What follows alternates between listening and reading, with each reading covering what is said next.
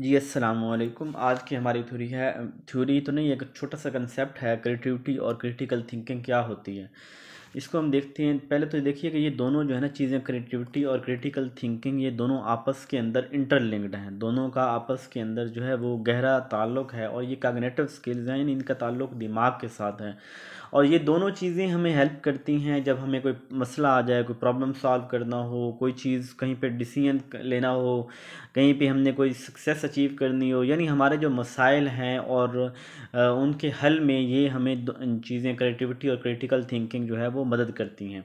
Interlinked हैं लेकिन दोनों चीज़ें जो हैं वो डिफरेंट हैं।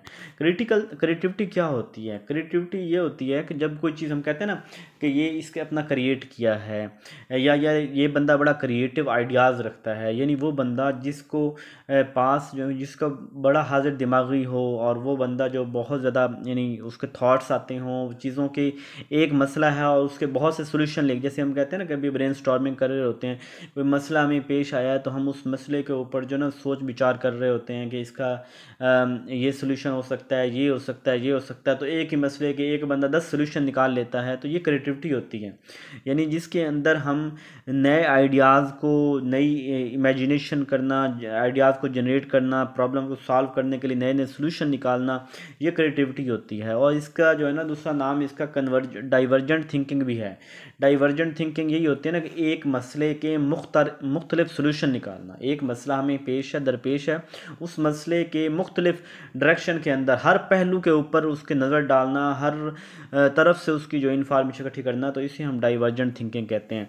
जैसे आपने देखा होगा ये आर्ट वाले लोग जो हैं, हर तरह की म्यूज़िक बनाना, हर तरह की जो है ना वो पिक्चर, हर तरह की ड्राइंग करने के लिए डिफरेंट, जो उनका लिटरेचर वाले लोग जो होते हैं, बड़े इमेजिनेटिव लोग होते हैं। साइंस, टेक्नोलॉजी, बिजनेस, हर कहीं यानी जो क्रिएटिविटी है ना इसकी हर कहीं बहुत ज़्यादा मांग है। जो बंदा क्रिएटिव होता है उसके पास बहुत सारे सोल्यूशन होते हैं किसी भी प्रॉब्लम के।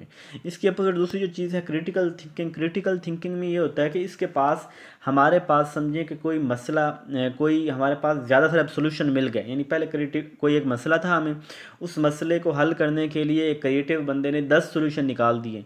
अब 10 सोल्यूशन में से किसी एक को हमने इम्प्लीमेंट करना है, तो ये जो किसी एक के ऊपर, 10 में से किसी एक के ऊपर, यानी डिफरेंट ऑप्शन में से किसी बेस्ट ऑप्शन के ऊपर जाना, या कोई डिसीजन लेना, कोई फैसला करना, कोई बात फाइनल करना, कहीं कंक्लूड करना, हरफ आखिर यानी उसकी तरफ जाना, तो वो हमारा क्रिटिकल थिंकिंग होते हैं। यानी चीज़ों को इसके अंदर हम एवेल्यूएट कर रहे होते हैं, एनालिसिस कर रहे होते हैं, उनके अंदर उसके ऊपर आर्ग्यू कर रहे होते हैं कि यार ये वाली नहीं हो सकती, ये मसला हो सकता है, इसको निकालो, इसको निकालो। यानी छांटी करते जाओ, और एट द एंड एक आइडिया को लेके हम उसको आगे लेके चलते हैं। तो इसको हम क्या कहते हैं? क्रिटिकल थिंकिंग कहते हैं। ये कन्वर्जेंट होती है। जैसे हम मल्टीपल चॉइस ऑप्शन होते हैं ना हमारे पास क्वेश्चन, तो 4 ऑप्शन हैं, 4 ऑप्शन में से 3 हमें जो है ना वो हम पहले क्या करेंगे कि एक को निकाल, यार ये नहीं हो सकता, उसके ऊपर बहस करेंगे, दूसरे के ऊपर, तीसरे के ऊपर ये वाला ऑप्शन ठीक है, चौथे को फिर उसको हम फाइनल करेंगे। तो ये हमारी कन्वर्जेंट थिंकिंग होती है। ठीक है, इसके अंदर यानी वो बंदा बड़ा जो क्रिटिकल थिंकर होता है ना, ये बड़ा शक होता है, क्यूरियस होता है जानने के लिए कि क्या चीज़ है, ओपन माइंडेड होता है, और ये आइडियाज़ को रिफ़ाइन करता रहता है। जितने आइडियाज़ हैं उन सबको आर्गू करके, डिबेट करके, उनके ऊपर ऐसे तरह से निकाल के किसी एक आइडिया के ऊपर जाता है। इसे कहते हैं हम क्रिटिकल थिंकिंग। उम्मीद है समझ आ गई होगी। अपना ख्याल रखिएगा। जज़ाकल्लाह।